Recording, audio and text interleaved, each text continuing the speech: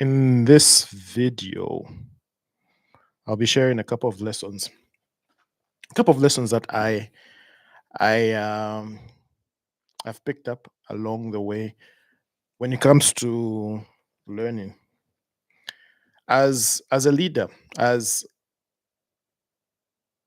as somebody who is responsible for a particular domain of activities, either being a leader of a team or any other kind of leader, really, or any or this can actually apply to anybody, really, because is is um, learning is really an important aspect of uh, of our humanity, really. And with the the growing the growing the growing trends in the continuously evolving trends of our day, AI, um, blockchain, um, all kinds of technologies that seem to be popping up every other day. We all, especially as leaders, need to ensure that we are we are abreast with with a particular domain in your particular domain. Otherwise, a few months pass by and, well, you would have you have literally remained behind. And hence, it's really important for us as individuals, as leaders, basically everyone. It's really important to have a system of learning, a system of ensuring that you are you are you are constantly learning and um you're constantly at the edge of your particular domain of expertise that you'd want. One of the biggest challenges that's out there at this moment is that information is all over the place. We have social media, we have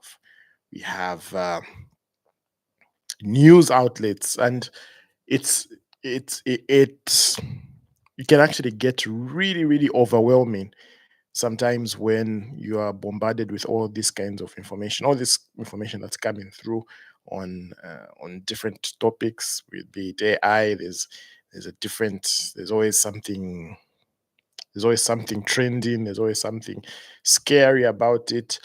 Be it any other fields. It's like there's constantly this we're constantly being bombarded with this information. And what makes things even worse right now is that we are a generation that's really addicted to this our phones. We have sort of been made we have sort of adapted ourselves to to stay really close with our devices, and literally cannot live without our devices. And this has really impacted the quality of the quality of learning that we are getting, of the quality and depth of information that we are getting as a society, partially because we are constantly triggered by notifications and everything around our devices. But also, we have we we're constantly looking at other things. We're constantly on our feeds on Facebook, Instagram, all that. um And we found ourselves in a situation where where for the most part we are not taking time to really get into the depth of the things that we of the depth of things that we actually need to get to, depending on your different domain, depending on the domain that you are in. So, well, after this long intro and long long deliberation, let's really get into what I've learned around this and what I'm doing different when it comes to learning something new, the systems that I'm putting in place to ensure that that I'm going as deep as I can, and I am kept I am updated with the different domains, with the domain I need to be needs to be need to be need to be in depth with. So that being said, I did not create this on my own. I literally didn't even create it. I got this framework. I'll be using this framework for like the next 6 months, and we'll see how it works out. But I got it from Carl Newport, who's really an expert in stuff like this, in deep learning. He's written a number of books that are really good around learning deep work, um, slow productivity, and his first book, okay, not his first book, but one of his most famous books, talking about so good that they can't ignore you. Yeah, that's the name of the book. So that being said, once again, let's get into the system that I'll be using. So I'll be looking at my notes here so that I don't lose my thoughts at any point. Yeah, so the first point around this is to really increase the quality of information that we are taking in. The quality of information that we are taking in. So I'll use a lot of some examples that I actually got from him, but also some of the examples that I'm getting from that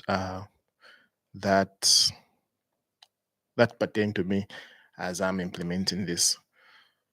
So the point at which we are right now is that we are flooded with all kinds of notifications. We're flooded with all kinds of information coming left, right, and center, and so on. And I'll tell you, for the most part, it's something that has also impacted me at some point. Impacts me, that can easily impact me as well. So that being said, I'll be talking about an example that he also gave, which is around, say, a topic around AI, and how one of the best ways to really approach AI. But this can be used for any other topic that you have, or that you want to be a serious thinker about, or a topic that you really want to be an expert in. So in this the first part is around just increasing the quality of information that we get, in this case AI. At the moment, or at least things have actually improved now, but especially when OpenAI just released their version of their LLM, and yeah, ChatGPT was all over the place, and it was it was a huge a huge wave of information, a huge wave of excitement, a huge wave of information coming through. Everyone was doing what, everyone was saying this, and even to this day, it's there's a lot of there's a lot of information, and uh, some false, some unverified, all kinds of information coming through from this domain of AI, with the different companies also not helping, because they're all pushing to be to they're all pushing to be the first in this new era and this new race. And if you are following, if you're just really bound to what you're getting from these different social media algorithms, you end up just flooded with information that is not really, yeah, that's not really based on as much, that doesn't really have the foundation that it really needs to have,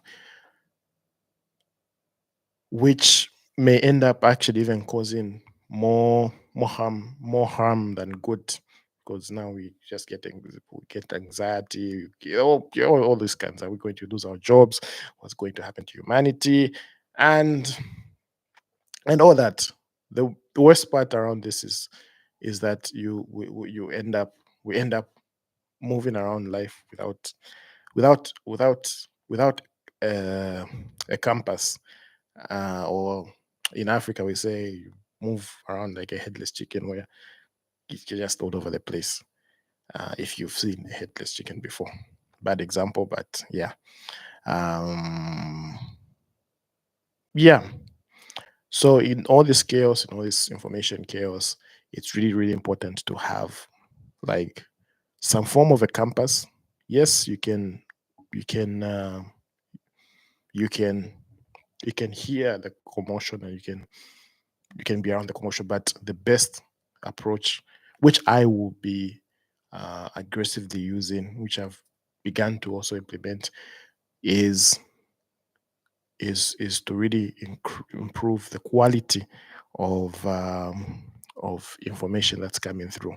How do you do this? He Kanye Report has put down like a three-layer approach of how you collect information, and how you literally digest information that's coming through. The first part being the daily, having like a daily intake of well structured information. Secondly is like a monthly review. Thirdly is like a seasonal review of the information that you're gathering. Let's say, once again, now the example that I'll be using mostly is around AI. Um, so in his talk, he mentions that instead of just waiting for to hear on the latest on AI from a particular from from a particular algorithmically charged um, charged platform like your social media, where the objective is just to keep the juice coming, and keep keep you hooked to their platform. You find a way of you find like a daily roundup um, of something that really that really condenses the information that we have around there, and really makes it yeah, just puts it in a way that is condensed from all the noise. So this can be from different daily newsletters that are out there, that will be able to at least capture the essence of the noise, and the essence of what's happening around in your particular field. There are different there are different newsletters that are out there. I for one subscribe to it. There's a daily newsletter called Morning Brew that that summarizes basically what's happening in different domains in this aspect of AI and generally in in the tech field. It has more information around other domains like finance and so on. But for me, I use it for to gather at least the latest of what's happening on a daily basis, like a summary of what's happening on a daily basis. So if there's some if something pops up in the AI space, it will be able to be picked uh, by this news summary, and I'll pick it up from there. The other one that you can use is like a good quality, high quality podcast on your particular on that but on your particular in your particular domain of interest. So once again, there's there's um there's usually a podcast or a newsletter around major topics that are around in the world, and yeah, you can subscribe to one of those. If there isn't in the domain that you want, probably a sign that you should be the one to create that that podcast or newsletter or something. You never know. So once you capture, so now this is like now removing yourself from all the attention seeking algorithms that are out there to something that is that is really condensed for a daily at a daily basis. So we get that. Then the next thing that you look for is usually the same ones, or even others. You can search and research for others that summarize what's happened for the month, so that it's like a recap of maybe something that you could have missed, or a recap of something. Yeah, literally just something that you could have missed. Let me not even beat about the bush there. Something you could have missed, and and just to refresh your mind on where you're coming from. This will really help in this will really help in ensuring that you have with the future that's coming in that domain and that in that area of knowledge, you would have um, at least be able to look back a month back and see, okay, or quarter back and see how you were working, how you were doing in that in this case AI. The the next level is like at the seasonal level, and at this level, you would want to really dig deeper into this particular um, in your particular domain. So if it's around AI, how Cal advises that you pick up a book. Usually, books, if it's a good book, would have would have to compare a book. Usually, an author would have really taken the time and really taken the energy to to research different to research um, different nuances to that topic, and different he would have gathered different information and digested that information for you in in that particular topic, and it would be really a good way to have structured information around that topic. So for instance, the example that it gives is around the dangers of AI and the different stuff that we are scared of around AI. You find a book that talks about stuff like that, and just really go deeper so that you get you get you get deeper into that topic. So that's around the collection of information at this level, and ensuring that you have quality information and not actually depending on on what is being shoved into your eyes by these companies and so on.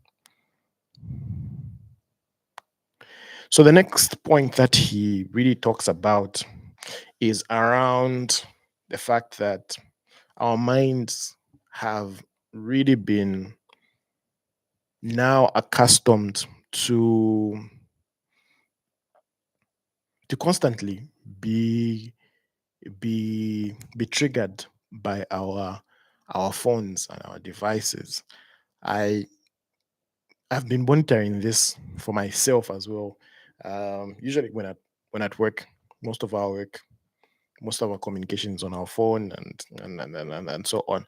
And it's hard to see how attached I have become on I've actually become on my phone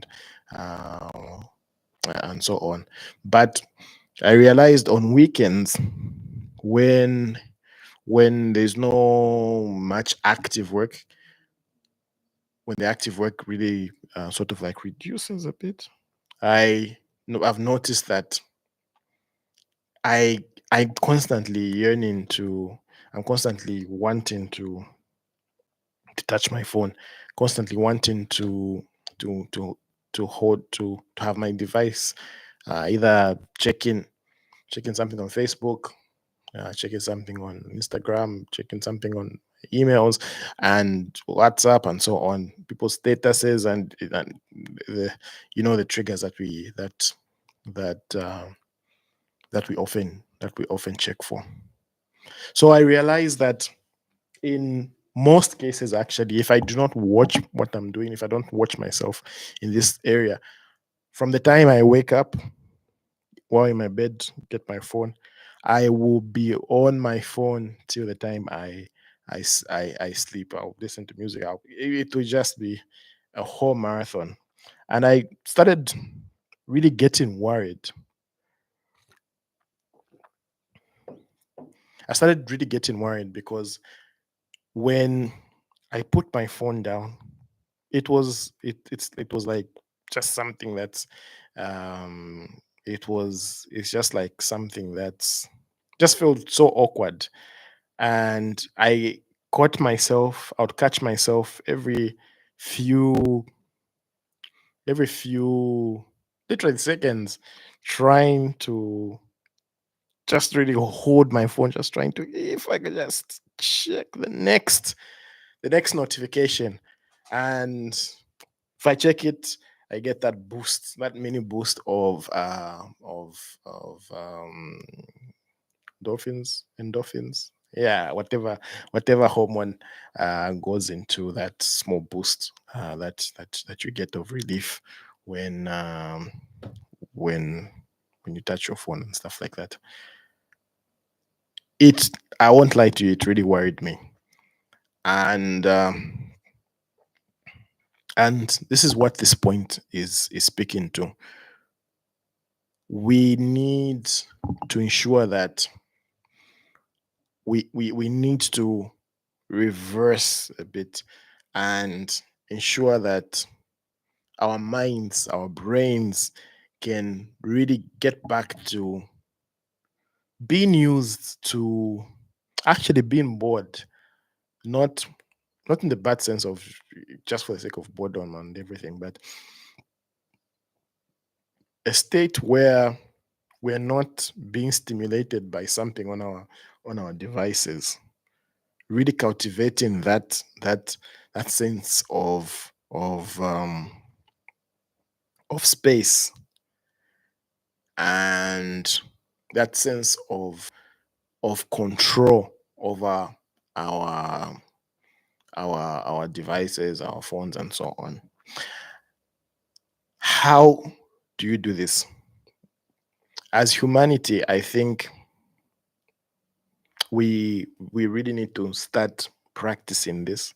We really need to start practicing not being attached to our phones, and like anything of like anything that we need to uh, learn or relearn, it begins with practice, and we need to start from from the bare necessities and begin to grow from there.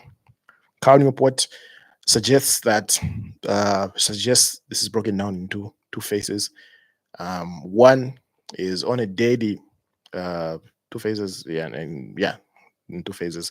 One is to start by really, um, what's the word? Is to ensure that you have pockets of time where you are not holding your phone, pockets of time where you're doing literally something else, and it's not on your phone. So, say for instance, you give yourself 15 minutes to just do another activity throughout the day that does not require you to be on your phone or your screen. So this could be like yeah, washing dishes, taking out the trash, um, sweeping, or any other activity, reading uh, um a book, an analog book, a physical copy of a book, just something, even really a quick walk for about 10 minutes where you leave your phone and actually do that. This, I'm sure, has some form of detoxification in your mind. I'm sure there has to be that aspect of it, surely. And yes, this will give some form of fresh, like a form of refreshment from the constant bombardment from and dopamine that comes from constantly scrolling, doom scrolling on your phone and so on.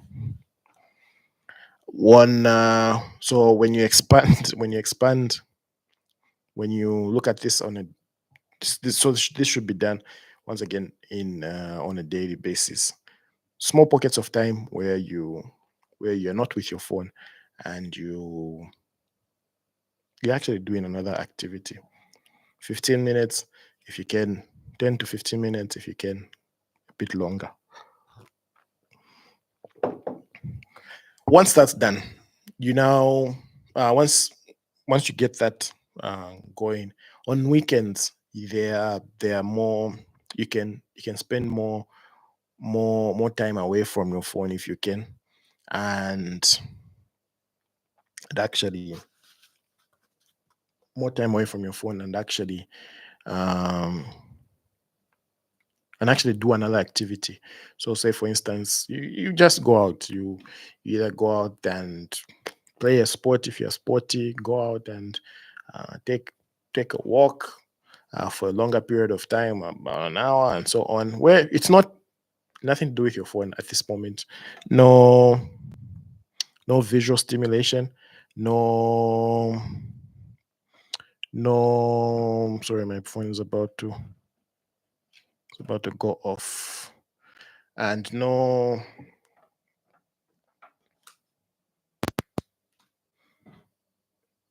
audio stimulation as well at these points, in these points, and where it's just away from any form of digital stimulation of any kind.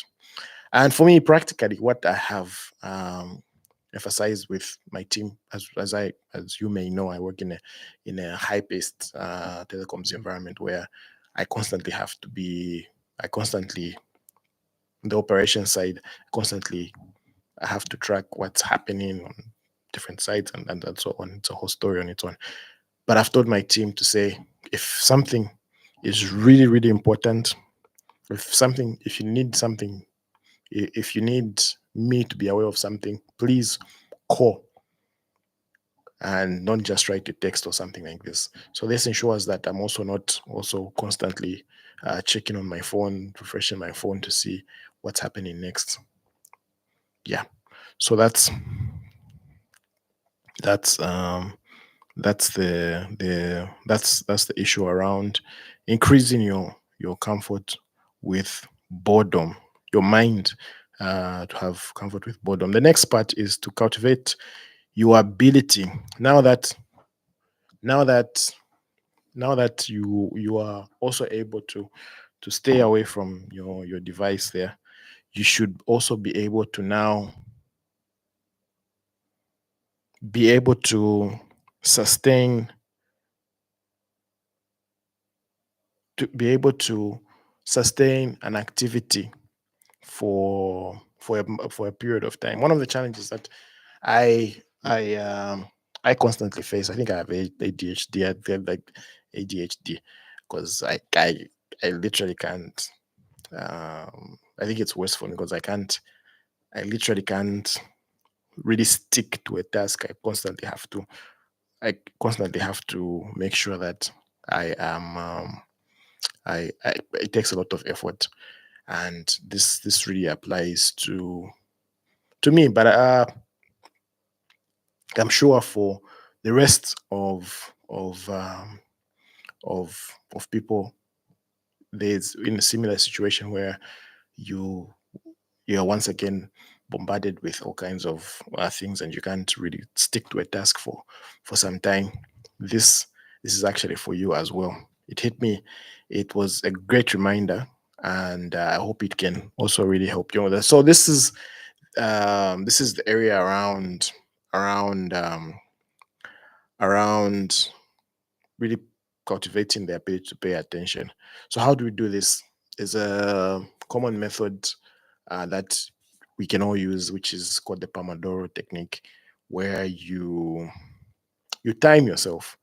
You time yourself to not do anything else except except a particular except a particular task that you've set for yourself. So you can start small, like we said, start small. You can give yourself 5 to 10 minutes to just concentrate on a particular task. If it's updating a particular report, a certain report, you you lock that period of time and physically get your if you have a timer.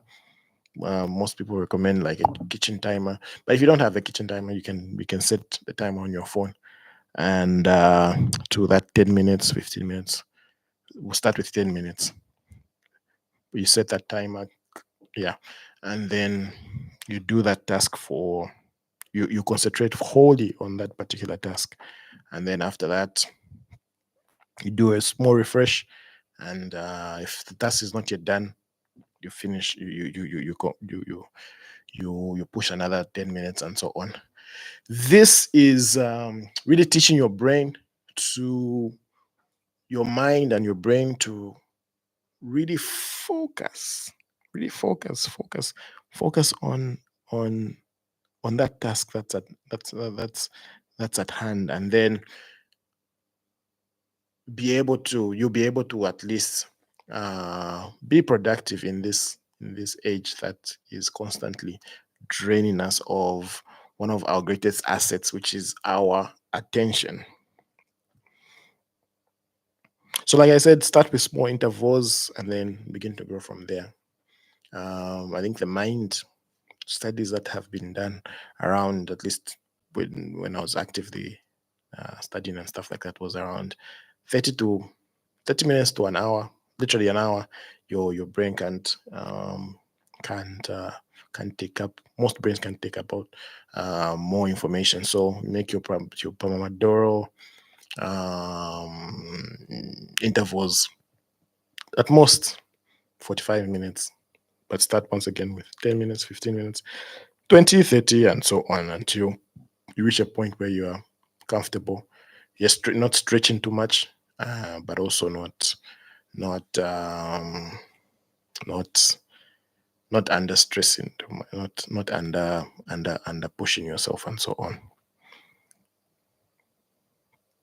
The thing that you can do if you're able to, another point that he raises out uh, in his um in his breakdown on this topic is that you try as much as possible to have a particular location where you you dedicate for certain kinds of work. If you have deep work, as he calls it, um, you have a particular place. If it's your if you have a house, you set aside a certain area of your house room where you do your deep work, and this will would really train your brain that once we're here, this is what will happen. This is time for focus time, and so on.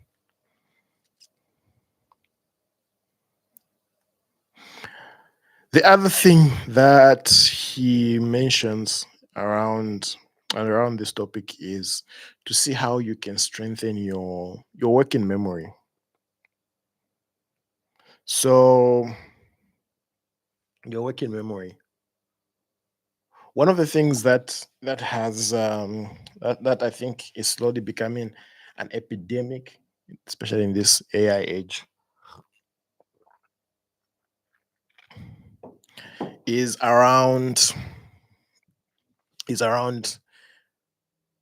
how easy it is to get information, how easy it is to just go on ChatGPT if you have an issue, and you just put it there, and the answers come, proposed answers come, and you don't even have you don't even go through, you don't even think through the answers. And I feel this is leading us as humanity to really become lazy thinkers. And if there was a doomsday around AI, it would one major reason would be actually this thing. So yes, AI is really important, and it's important to use the tools that we have, but you need to also cultivate and strengthen your working memory around around thinking about and dissecting complicated complicated scenarios, complicated complicated situations. So say for instance, you you are you're thinking around a topic. What Cal advises is that you have like a working session of meditation, where you once again away from your phone, and you are actually thinking about cracking this problem that you have. So if it's a problem of in your workplace, maybe there's a particular issue that keeps on reoccurring, maybe a particular problem, that maybe a particular node in your network that keeps on going down or something like this. You set some time to actually think about it. Okay, what could be causing this? what have what have the RFOs been the past few times this happened? And yeah, just sitting around that problem and thinking about it, thinking around it, trying to break it down using from your from your head. And at this point, it's not well, he advises that you actually just do it within your head. But i i I think it would also be good to, yeah, to physically get a pen. Once you do what I would advise is to do it in two parts. You you spend some time, yes, just in your mind, but also after some time you see how you can break it down on paper, on pen and paper, physical pen and paper, and see how you can break down that problem. And it will bring you to a point where you are practicing and growing your ability to actually think and problem solve, and so on. The last thing, I know it's been a long a long talk today.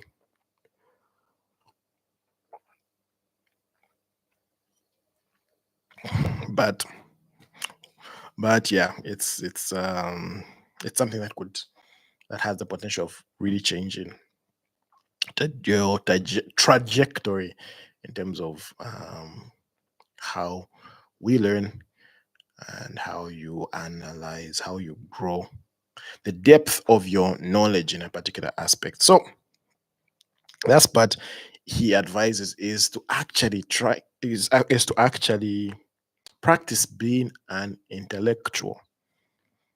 Practice being an intellectual. When this word was was really abused when I was growing up, and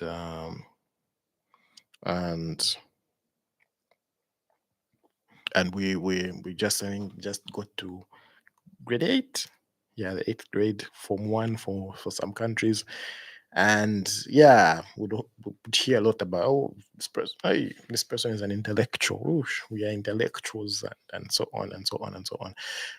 And yeah, it was in some circles it was a good word, a good honor to be called that. In other circles it would be like a derogatory term, but now it's something that we need to embrace, at least with the aspect of deeply thinking about a topic, and with aspect of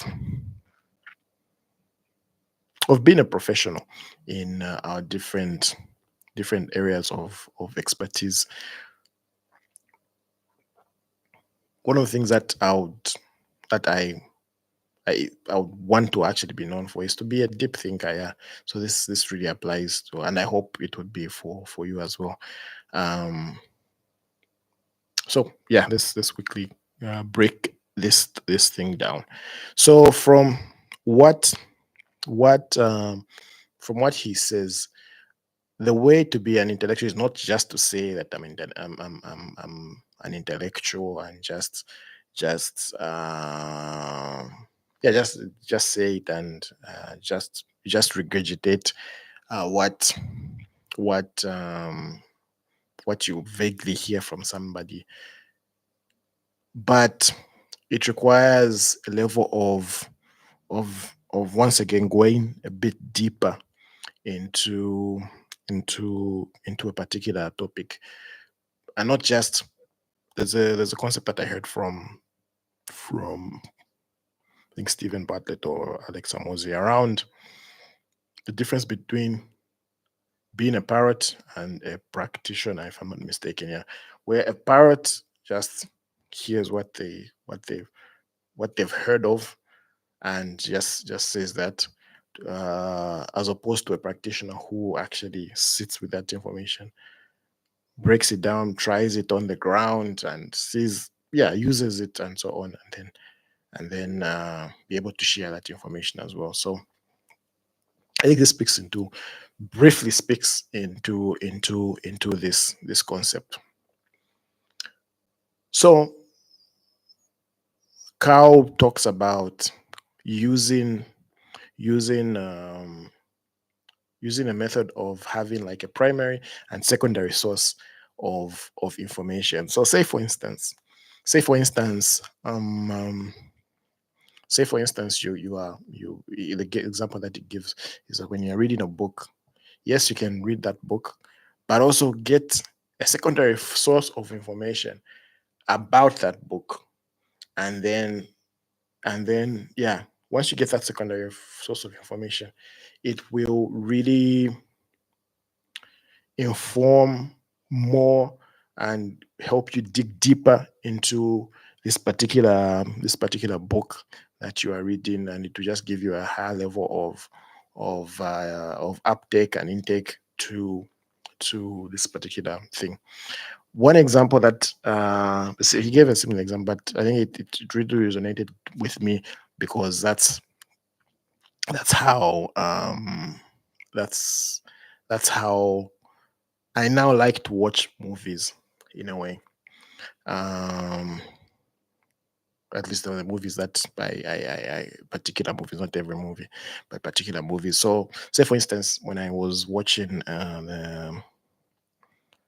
say for instance, The Matrix, I've watched that we I've watched that movie since I was literally a kid when it came out, and all the versions of it, and you knew the action sequences and all that stuff, but you didn't really know.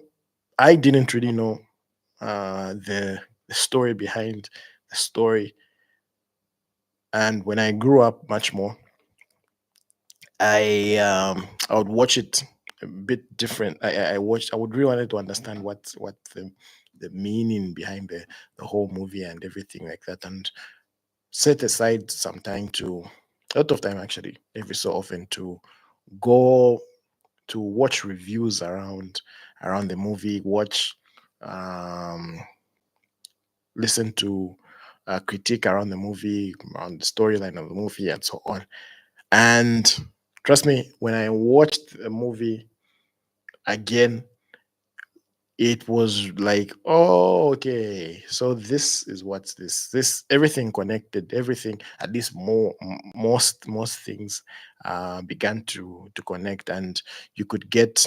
I moved from a point when I was a kid where the only thing that was interesting in that movie were the fight scenes, to now the storyline and the interpretation of almost every scene in the trilogy and subsequent um, parts that came out.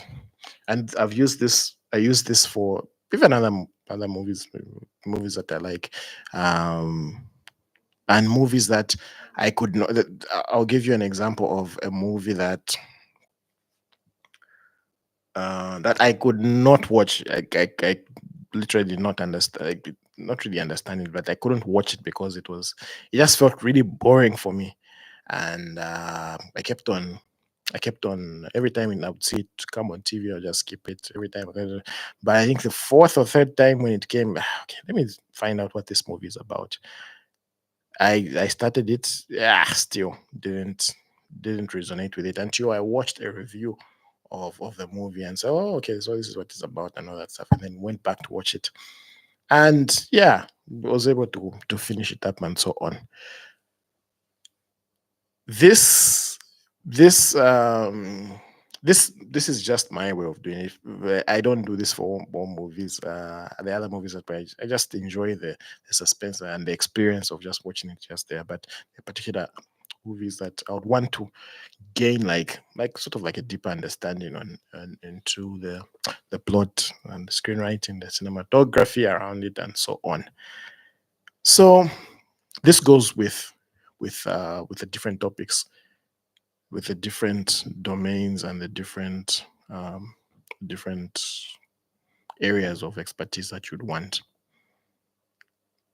I hope it's been an informative video. I know it's been long and there's been a lot of rambling here and there, but I think this following such a structure on different on an area that you choose, if you do this for 3 months, with space up to 6 months, I think a lot can change. A lot can actually change. So I'll try and also be really consistent in also doing following this structure of things. And probably where I'm recording this is August, the 3rd of August. Hopefully, after 6 months, we have made a huge change. I'll review how my experience was around this video and this structure and this framework. So I'll see you in the next video, and thank you so much.